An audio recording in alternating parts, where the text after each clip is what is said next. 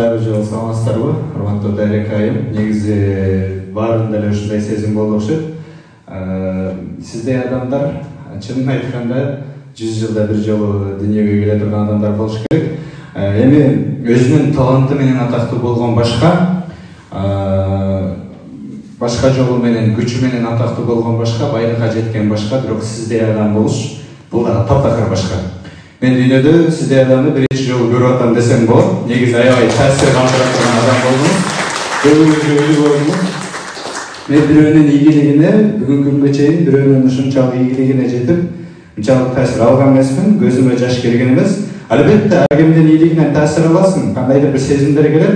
Бирок мен биринчи жолу бирөөнүн ийгилигинен көзүмө жаш алдым десем болот. Аябай мыкты инсан экендигиңизди ошол эле учурда кайрадан жандандырып, кайрадан бир жаныдан жашоо берип жүрө бериңиз.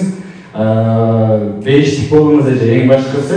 Адамдын бул дүйнөгө жаралган эң башкы максат бейиштик болуу эмеспи? Жана сиз бейиштикке ролун даярдап берген болсун, бейиштик болуңуз, ар дайым бар болуңуз.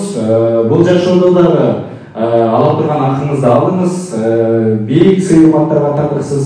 Ошол жашоодо эң мыкты сыйларды, эң мыкты сый-урматты көрүп кетиңиз, бар болуңуз эже. Корпус ачууда аутизм 2,5-3 жаштан кийин билине баштайт. Бул бир оору эмес. Булардын жашы образы гана башкача гана түшүнүшөт. Мисалы, путун кийгизип жаткан учурда артка жагын көрбөйт.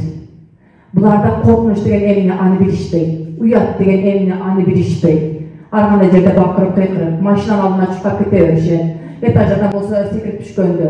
Анан ошондой кетет. Арасында сабанты да бар, аспаргери да бар. Аутизмге окшоп кетет. Бирок аутизмдеги балдар сүйлөөдө кечигет. Коомго аралаша албайт. Биринчиден мамилени баштатпайт. Аспаргерлерде сүйлөө болот.